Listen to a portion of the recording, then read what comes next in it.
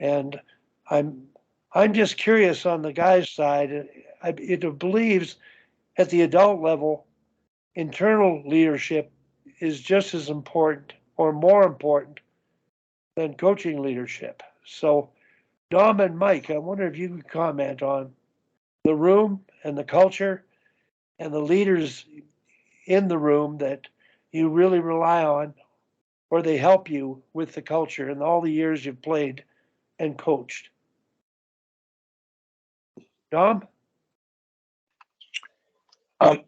Yeah, no, I mean it's you know, as a player, you know, he didn't really think of it in these terms, but it was always seemed to be, you know, the real conversations happened when the coaches left, and dependent on, you know, the type of character or the type of, you know, quote unquote leadership you had within the room, it you know, it definitely drove the bus in regards to how it would go.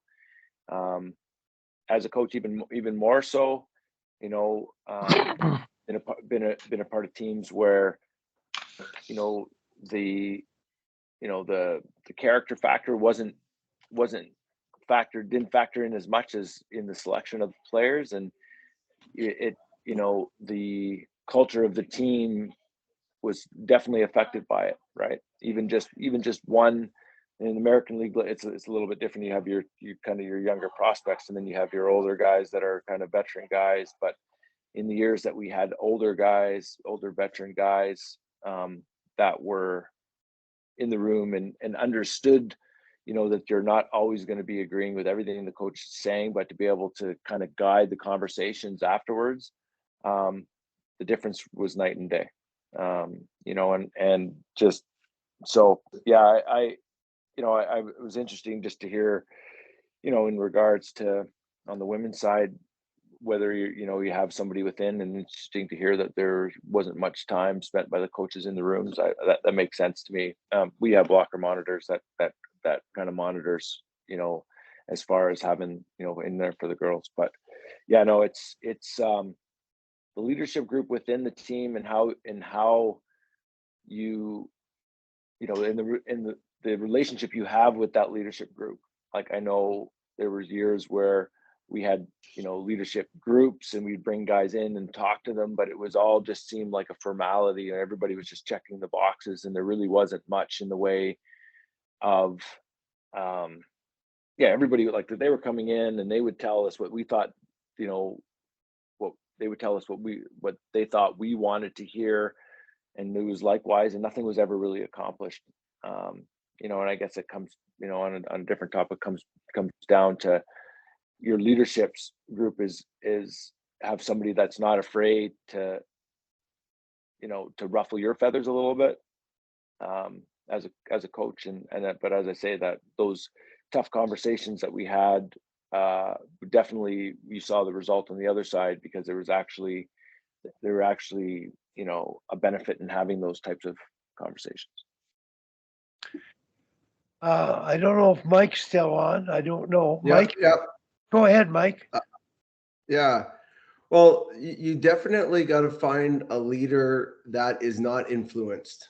I think that is not afraid to go and speak up. I think that's got to be your first thing. I've been a part of uh, a couple different locker rooms. That the one in St. Louis, we were in last place in January, and I remember Brad Shaw. We arrived in Edmonton, and he said, "All right, D, let's go. We're going to the bar across the street." So we went to this bar across the street, and we sat there for probably about 4 hours, and we didn't even talk anything about hockey. It was awesome, and then the last thing he said, he's just like, "Guys, I'm leaving right now, and I want you guys to figure out for yourself what's going on." And we ended up going from last place to first place to making a playoff spot within one game of the end of the season. So it was pretty amazing, kind of, and really the defense core was really a big push of everything. Yeah, so like there's different ways. I remember in Chicago Wolves. Um, the coach ended up coming in and just like after we lost a few games in a row, he ended up bringing a case, a 2-4. and he ended up throwing it in the middle of the room, 2 cases, and he's just like, guys, figure it out. But the one thing that I really found that was pretty, it's really tough for that head coach to go and kind of help out the players and figure out what's going on.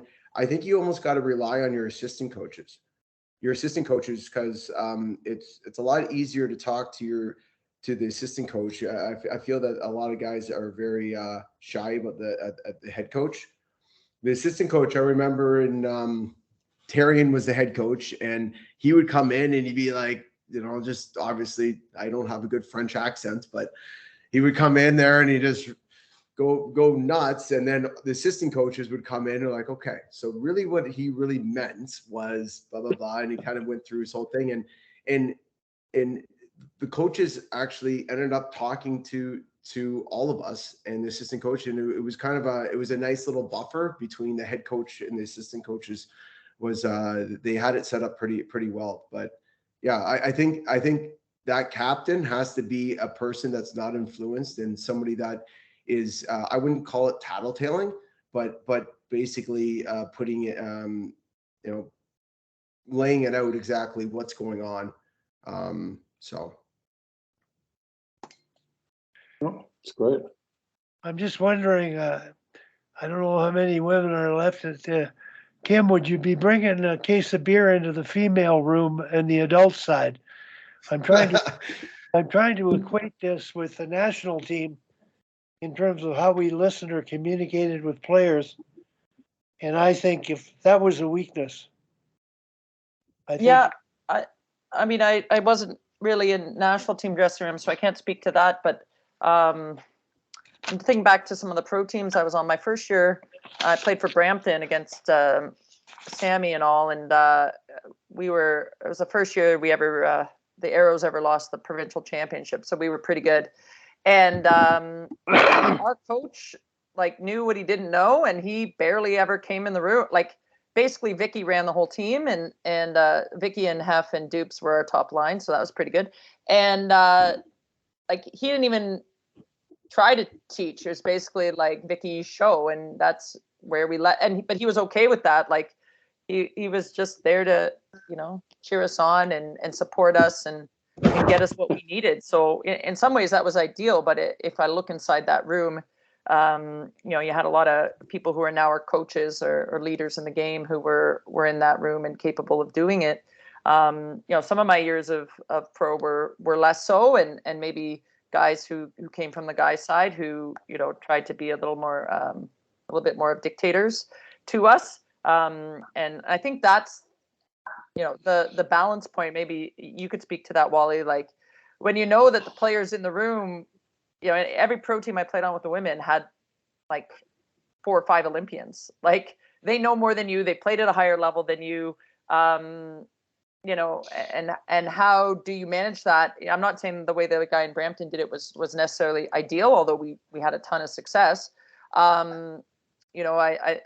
Thomas coached me when I was in Calgary with, Wick was there at the same time. So that was an interesting dynamic, and that had its challenges, but that's a pretty unique challenge, I think.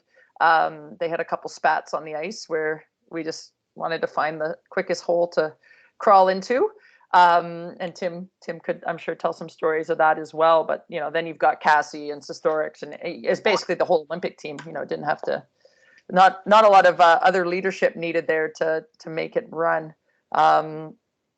But yeah, I haven't run into a lot of instances where the players wanted to have a mutiny, but as we all know, success drives the whole thing. My college hockey team won a lot every year. So even if there was drama, I don't know that many people wanted to rock that boat because we just kept winning. But yeah, usually if it's not going as smooth, the only instance I ever ran into was playing pro. I was on the board for the league with Sammy, and the board made some decisions that our coach wasn't very happy with. So I went from a top 4D playing with Becky Keller to never seeing the ice. And I actually quit at the end of that year, but mostly because I hated the commute in Toronto traffic, not because of him.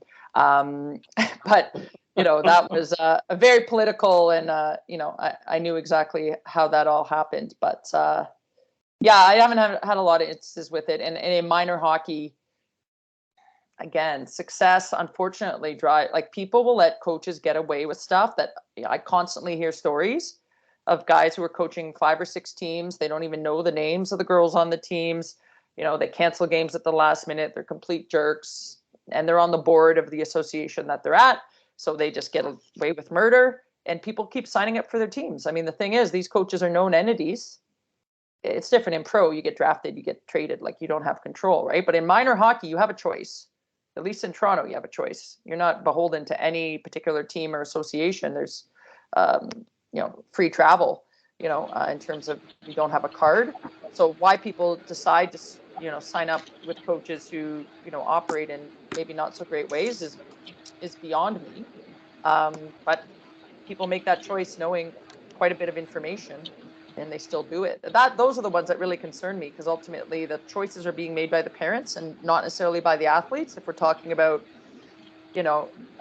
maybe even all the way up to U15, right? The daughter may not be making the choice. It may be the parent. And if you know that coach is maybe not operating above bar, and then why would you put your kid in that situation? Especially, like I said, in Toronto, where like within 20 minutes of here, there's 8 teams you could probably play for all at the same level.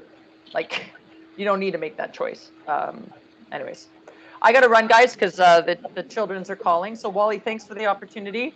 It was fun to present. If anybody wants any of the auxiliary information, as you can imagine, there's a lot more where all that came from. But if there's anything else I can help with, let me know. I'm happy to share, because none of it's rocket science. So thanks again, guys.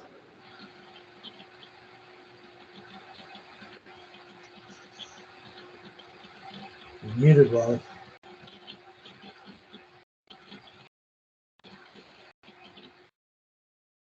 Mute still. Tom? Yeah, I just wanted to. That year you had me take over the midget team, Haley Irwin was helping me coach, and she talking about throwing the beer in the room and that. She it was a Tippett that took over the Olympic team that year, or that one year. Anyways, she said that he saw them leaving the ice and going to work out, and she said, "What are you doing?" And he said, "Well, we're going to work out now." I said, "You guys are doing way too much." And they went on the road, and he gave the captain the team credit card and told the team to go party. So that was because they weren't doing that well and they weren't getting along that well, and she said it really changed the team. And was it Tippett or was it who took over that team that year? Tom, related to that, I have to give credit to Danielle Sauvageau because one of the things she did is she had some private funding, and the girls got $100 each and went to the casino. And those kinds of different, things socially really impacted the team and the direction it went. So I thought that, as a head coach, I just don't think I could have led that group the way it was led by Danielle and Melody Davidson. Question I had for Jordan. Jordan, are you available? Your mute's on, Jordan. Good. Jordan, here's my question. I talked to one of your assistants, the Lowry girl, and she had mentioned the fact that she was in the room and her friend were in the room when you weren't, and that there were things that might have been going on. Maybe you knew about them, maybe you didn't, but she felt comfortable discussing them with the players, that players might not have come to you, but you had an interesting dynamic of coaching staff, and you certainly contributed to the creation of a really true team, an authentic team, I call it, and it had success. So can you comment on your your culture in that team and your staff and how you were able to sustain it during the season? Well, I think, Wally, that it started with the selection of players and wanting to making sure that the character was there. And I've said that before, that it goes back to my experience from a couple of years ago when I basically took forward a team that had been the team previously, and knowing what I know now, that probably shouldn't have. That there were some kids that talent-wise, yes, they could be in that league, but character-wise, they had a lot more growth to occur, and able behaviors that were in their world that probably, well, like I've said many times, that you're not going to change 17 years of enablement by parents and others in 7 months. So it started this year with the culture started with the selection of players. I was just very fortunate with the 2 assistant coaches that I got this year, that both were philosophically on pace with me in development. They both have played elite level female hockey at post-secondary level, and both have actually education backgrounds as well. In that they both, well, one's completing her ed degree right now, and the other one had completed hers in the U.S. Of course, we hold our teachers to a higher standard up here, so she can't teach in Canada. But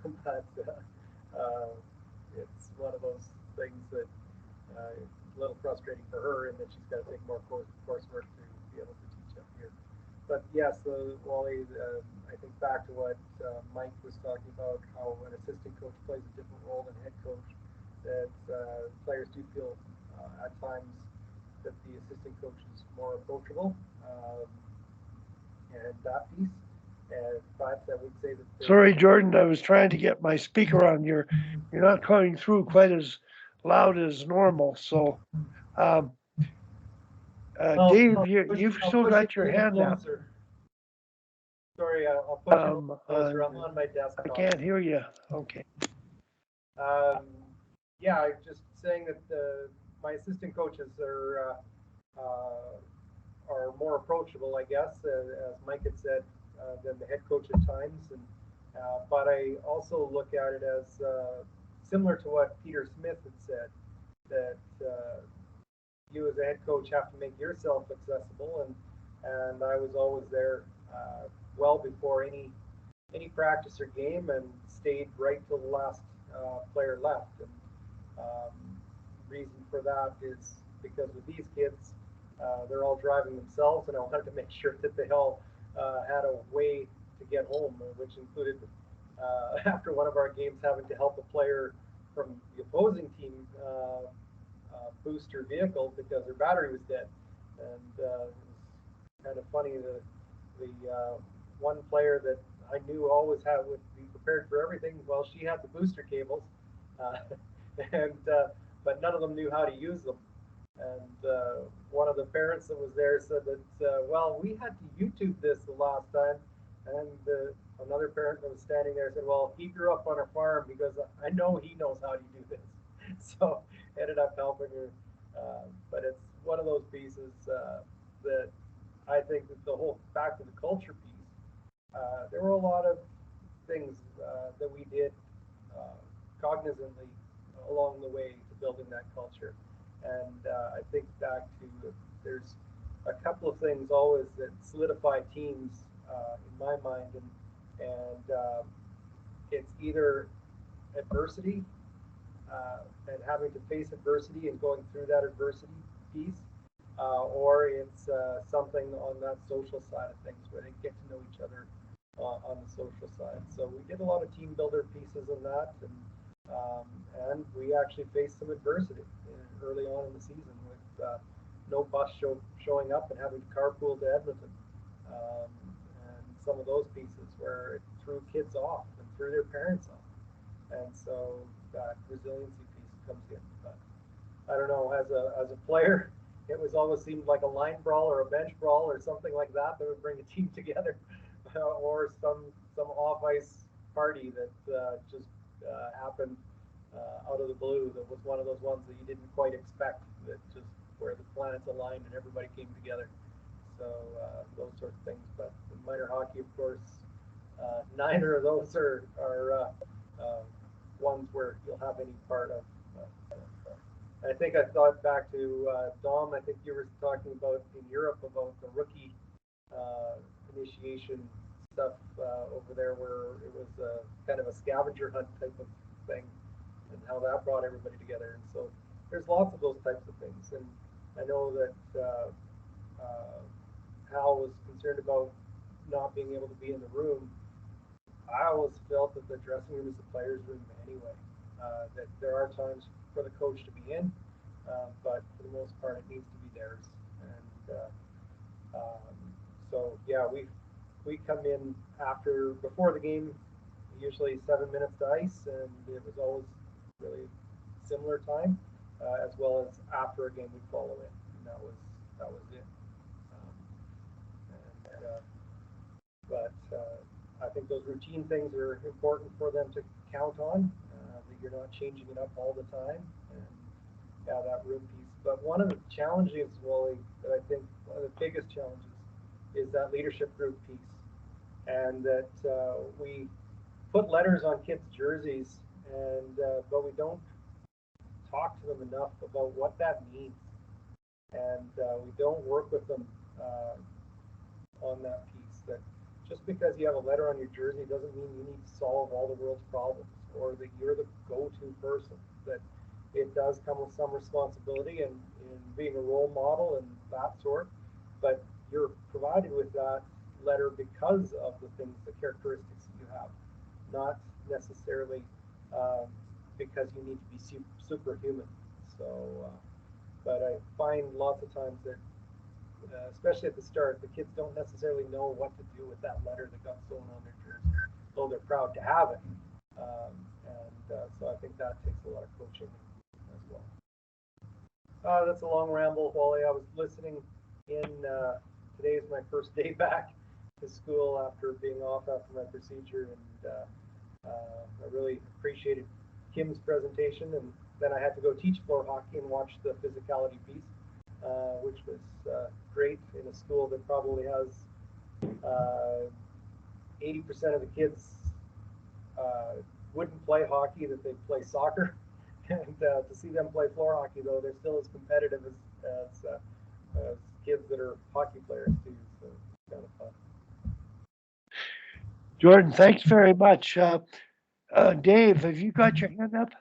I do. Okay. Just a quick comment, especially for coaches of our vintage. I know through the way we structure our school at Ivy is we have groups of 78 students that work as a cohort, and they stay together for an entire year. And they actually function as a team. But even though the classroom is their domain and we move in and out as professors, a lot of activity happens online. And a lot of the social dysfunctionality occurs online. And we are not part of that community. And we need to be cognizant within our hockey teams that they will form social networks online, and they will say things a lot meaner to each other online. And I just think we need to be aware of that as almost like a second dressing room that occurs once they leave the rink. And there's a lot of bad things that can happen in that area. And I think just to have our antenna up around that. That's all. Dave, I've experienced that midget AAA girls, and some parents were wanting to go to court over some of the comments made towards one another, and on the receiving end of it for online things. So that's a toxic culture. And I've been a section head where I have to engage with the students on that who have issues. And normally the issues that I've experienced are when students are bullied online, and they're used to being bullied online in a weird way. What upsets them the most, at least in the women I've dealt with at our school who are bullied, is that no one comes to their defense online. And then they therefore feel that their teammates do not support them, or through their silence agree with the bullies and what they're saying. And I just think it's something we don't normally think about, because we're the case of beer in the middle of the room, let's solve the problem type of generation. or other ways to settle it on the ice, and we have a fight at practice and everything's okay. There's just a whole other back channel of information going on that we need to be aware of. Dave, I just thought of Kim's suggestion where she had 4 issues and the players went into groups and discussed the 4. And I don't know if that has any merits in terms of an activity for students to formally do in terms of getting to the roots of those problems. Can you comment? Or I think, as Jordan said, any opportunity to build unity within a group is a great thing to do. Lots of informal activities, whether those are discussions or just team activities together. I'm just saying, we used to be, hey, let's go to the bar together. We can't do that in women's hockey or in minor hockey, but we have to be able to even maybe have those proactive sessions with our teams around conduct online, and how they need to have some respect for each other. And it doesn't guarantee it's going to happen. Yeah. But I think, having those proactive group sessions is always a positive thing. Like I'm just thinking if that was one of the topics, social media, bullying, and I wouldn't put bullying in because it might cause people not to speak, but the pitfalls of social media and the advantages of social media and how it can build your culture or destroy your culture. That's a topic that maybe a group of girls could discuss openly and honestly proactively before things happened. I don't know, but I would really, that's one thing I wrote down when Kim had mentioned the discussions in the groups, and they always came up with solutions themselves because in the end, they're the ones that have to communicate with each other and learn to trust and respect one another. So, well, it's been another great session. Those topics would be really good, actually, and adding that social media piece would be important. With our crew, we had a phone hotel that it was basically it's a closet shoe organizer, and put the players' helmet numbers, stickers on it, and as soon as the kids walked into the dressing room, their phone had to go into that, and so all 19 phones would be in there. But that being said, there's a lot of time outside of that where they had their phones and things like that. One thing that I learned a few years ago that was actually a little surprising, but not so much, was asking a group of kids how many had texted someone else that was in the same room about somebody that was in that room. Whereas if when we were younger, if you wanted to say something behind somebody's back, you had to do it usually when they weren't around. Well, now they can text each other that, and that's where the real damaging piece to culture can happen. And I think that's where being aware of that is something a person has to be being proactive with it. And I really like what Kim said about going through a few scenarios. It's kind of, Wally, it's kind of like going back to what you talked about in 2002, where you guys made a list of all the things that could have went wrong going into Salt Lake. And it's being that proactive piece, helping them to manage it. We won't manage all the pitfalls, but should be able to manage a few. And so that's the big thing. And then I guess the last thing I'll say is the important thing is that the worst thing that you can do in that situation is do nothing. Is to say, figure that it'll get better, or